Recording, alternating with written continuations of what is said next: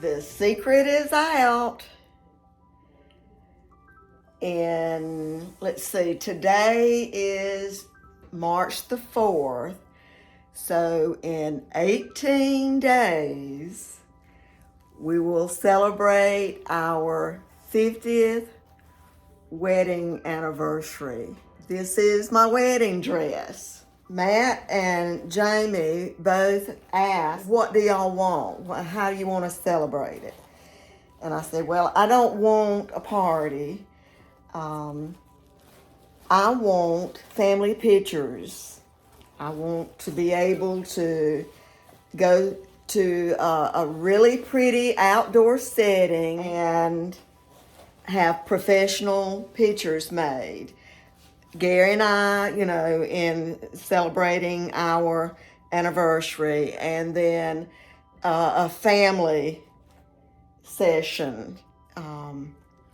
So that's what's happening.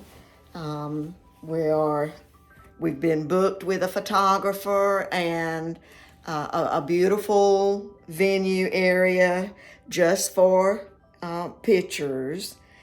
And so the things that you have seen that I showed you, the signs and the candles, so forth, that's going to be a part of the pictures.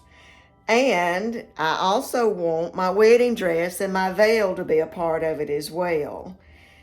So I made a special hanger and a tag. I've got a Pinterest board like you would not believe. It is filled with different ideas of photo poses and things that go along with celebrating your golden anniversary, hence the gold. What I need to do now is I need to press the dress because it has folds in it from where it was stored that I need to try to get out. Now, I took it to a local dry cleaners and was contemplating getting it pressed, cleaned and pressed professionally. They wanted way more than I was willing to pay for it to be done professionally. It was $185 at one cleaners and $100 at another. But one of the cleaners, the second one I went to, the gentleman was very nice in telling me how to press it myself. But I did also go on a Google search, and the Google search contradicted what the dry cleaner owner said.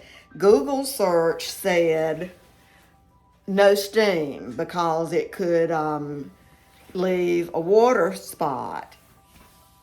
The dry cleaner said steam it. He said when you steam it, it relaxes the fibers and they form the shape of what you want it to be. He said to make sure that when I do press it, that I use the pressing cloth and that I have somewhere to hang it so that it can maintain the shape once I do press it. So it was like, okay, do I follow the advice of the owner of the dry cleaning business who's been in business for as long as this dress has been around, or do I go with Google? Well, I decided I'm going to go with the first-hand experience of the dry cleaners, and I have a pressing cloth. What did I do with it? This is a sheet of Teflon that came with my heat press, and so I'm going to use this. The directions that was with this for the heat press said that it distributes the heat evenly. So, you know, there probably won't be any steam going through. Not very much anyway, because it's not very porous. So, but I'm still gonna put the steam on. I've got it on synthetic. Now, Google did say to iron it at the lowest iron setting, and if the wrinkles are not coming out, if you feel like you need a little bit more heat, to just gradually go up. So I'm gonna start with synthetic and then go up to silk if I feel like I need to, you know, to get it evenly pressed out. My mother and one of my aunts made the dress for me. My mother worked and she was off on Wednesdays. Actually made the purchase of the fabric and the lace the 1st of January. And then on Wednesdays in the month of January and February, we would go, and I say we, I was in school, so it was my mom, would go to my aunt's house, and they would begin the process of getting everything up and going then. Cutting it out, laying it out, cutting it out, and then on the weekends, Mama would do a little bit of the sewing. Then again, every Wednesday, Aunt Jo would come over to Mama's house and help with the stitching, the sewing, that kind of thing. You know, they worked together on it. I can't say that one did more than the other. Just worked together on getting it started. Aunt Jo and Mama both made their clothes, and for me, for my mom, for my sister and I, and then Aunt Jo for her daughter. And their skill at sewing was such that you'd never know that it was a homemade dress or pants outfit. All right, now let's look at pressing the dress. Here goes. This is a side seam. This is a fold, and this is a fold. This is satin fabric.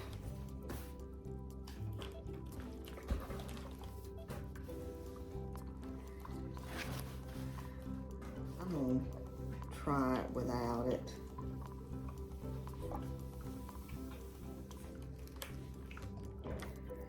I mentioned that I had saved the dress for this particular occasion. Nobody is gonna wear it again. I mean, it will never be worn again. My daughter didn't wear it. My granddaughters will not wear it. So its purpose has been served, or will have been served, after our 50th celebration. So it's yellowed from being stored in the attic, which was a mistake, and you know, that's on me. It was a beautiful dress. It was snow white.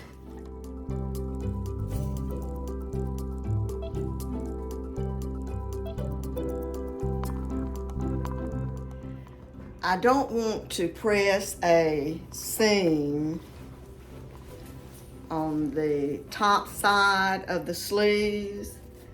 You know, of course it has a seam on the underside, but I don't want a seam to be in here. So to avoid that, I've rolled up a towel, and I'm going to try to stick the towel down as far as I can into the sleeve.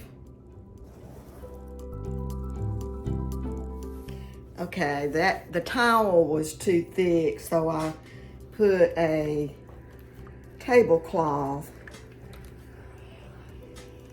inside the sleeve. I just want to avoid pressing in a fold or anything other than where the seam is, just so that the sleeve maintains its fullness.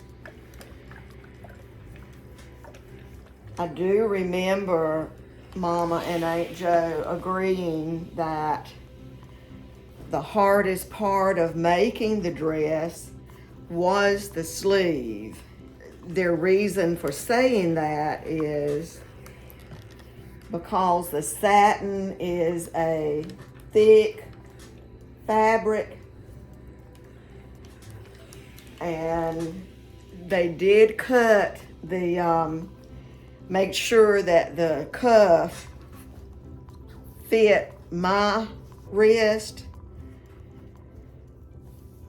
It was really bulky to attach the cuff, which had, it didn't have the beaded lace on it until after it was fully sewn in, the cuff to the sleeve. But being narrow as it was just difficult to work with.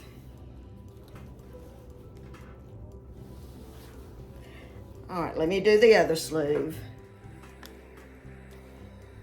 Okay, that's the other sleeve, and that should be the dress. Got the appliques on the dress. There's 7 of them. And my mother hand sewed these to the dress, and the little part in the center that has the beads, that came from the beading that was on the hem, the cuff, and the neckline. She cut a section of it out and then stitched it to the middle of the little lace flower. I think this pretty much has it. The dress. So let's work on the veil. The veil was a Juliet style cap. And we got married in 1974. And this was the time when the movie Romeo and Juliet was the movie, the love story to see. I can remember one of our high school, was it the literature teacher, I think, gave us extra credit if we went to see the movie. Had to bring the ticket stub back. So the Juliet style cap was the thing. And so I had a Juliet cap veil. It had the fingertip portion, and then cathedral length, although it was not very long, past the hemline of the dress, but it did go past the hemline. All right, let me tell you about the veil. This is the lace that is sewn along the edging of the veil, all along from one side of the cap to the other.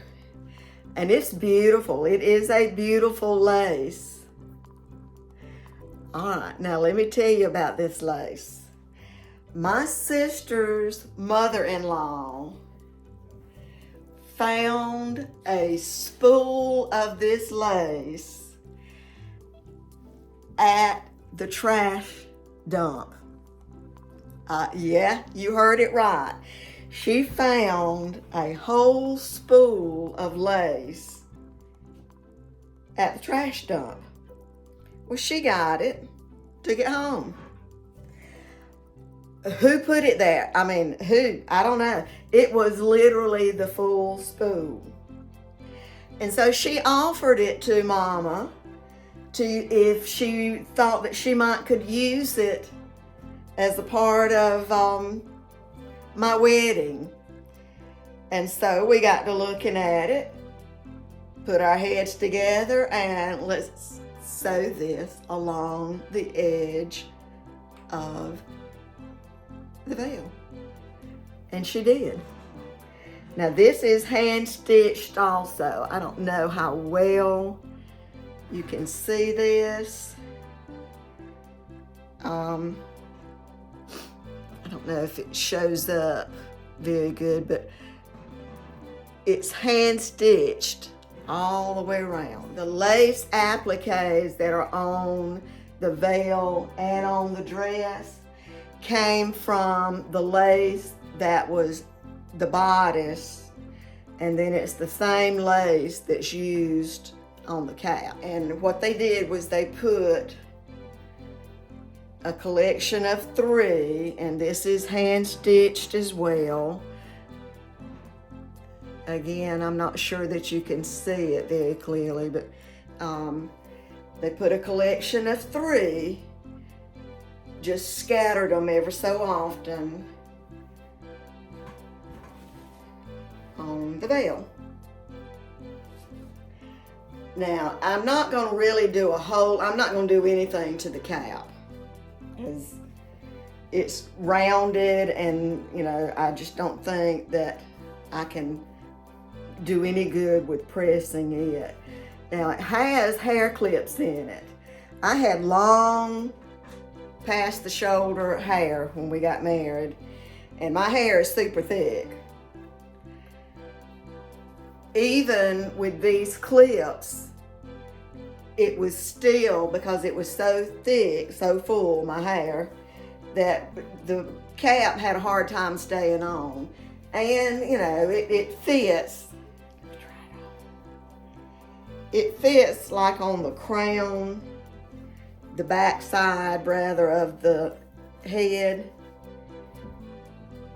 So what Mama did was she took corsage pins, and they had, the little pearl on the top end of it. So it blended in with the pearls that are on the band, and she literally pinned with about, 4 or 5 corsage pins, the cap to my hair, and it stayed. I didn't have any trouble with it.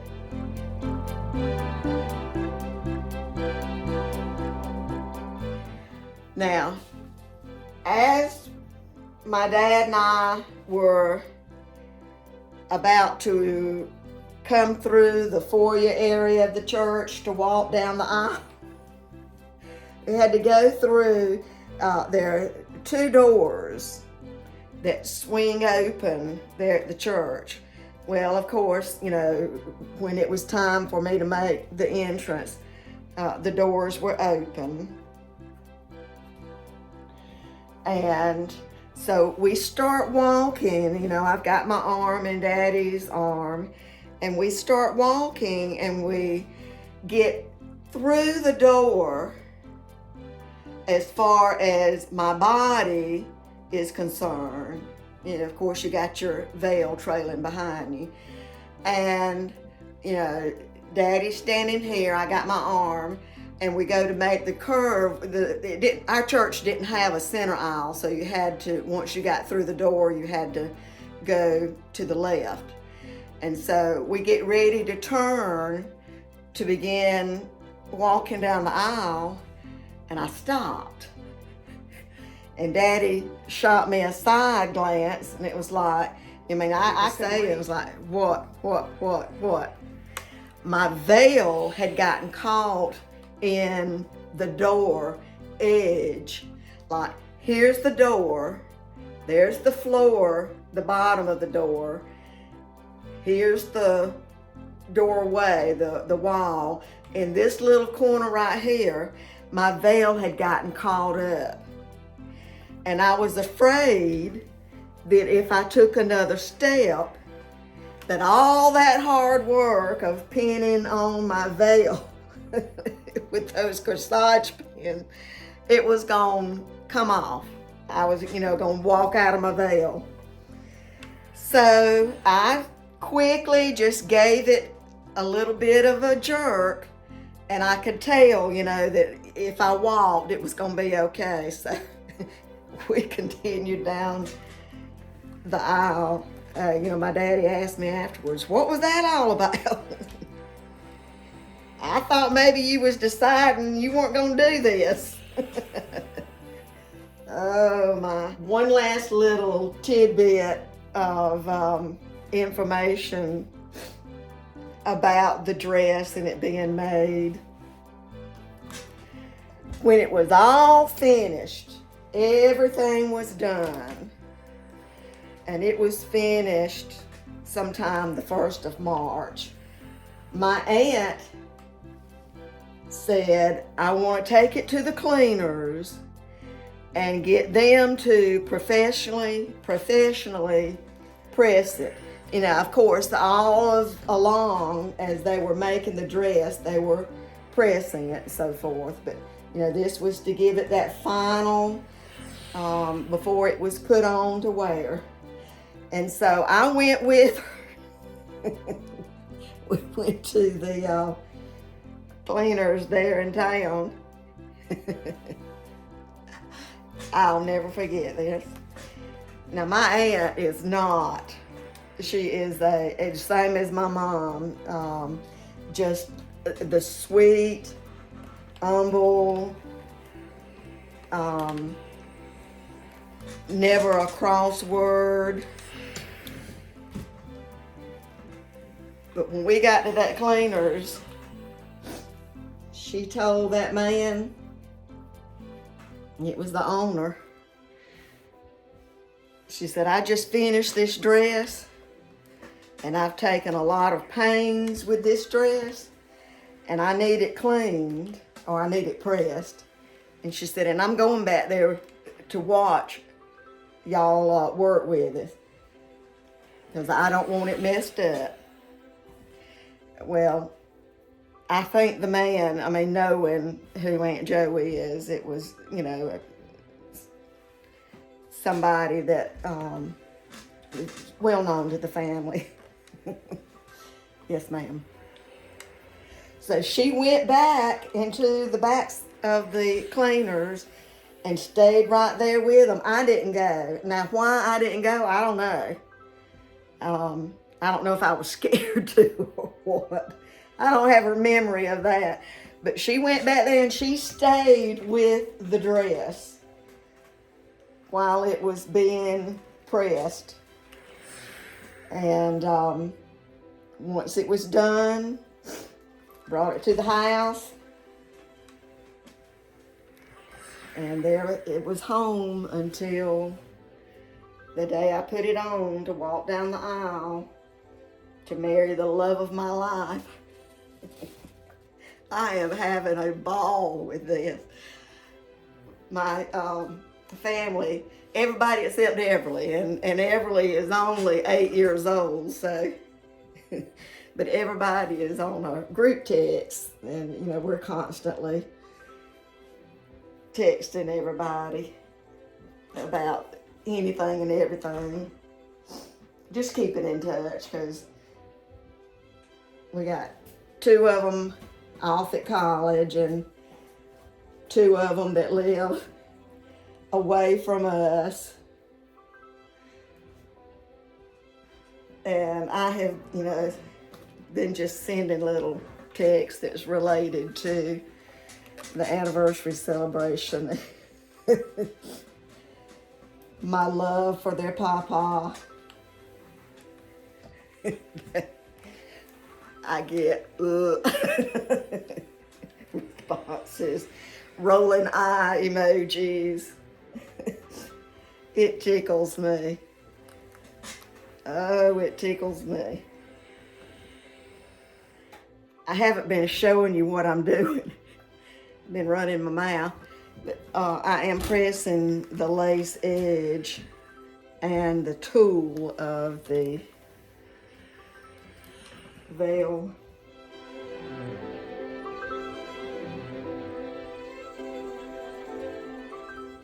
Here we go with the veil. I am so excited about this, so excited. So there's the finished pressed dress and the way that I'm hanging the veil for right now.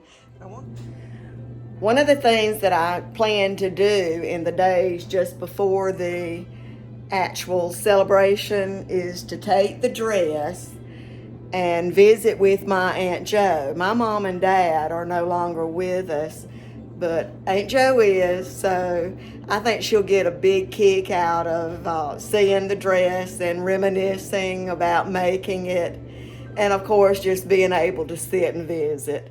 I am just super, super excited about all the plans and this special moment in our lives. 50 years. I mean, that's unfortunately a rarity nowadays. But it's 50 years. 50 years of happiness. And so I want to celebrate that. Thankfully, Gary has gone along with me on my way of celebrating. I want my family involved with it. And I think it's going to turn out beautifully. And of course, I will let you see how it does turn out. So I'm going to end this with thank you so much for watching and coming along with me and listening and hopefully enjoying some of the memories and the giddiness that I have. If you are new to the channel, I'm an RV wife, please consider coming back again, like and subscribe. Don't forget the notifications bell.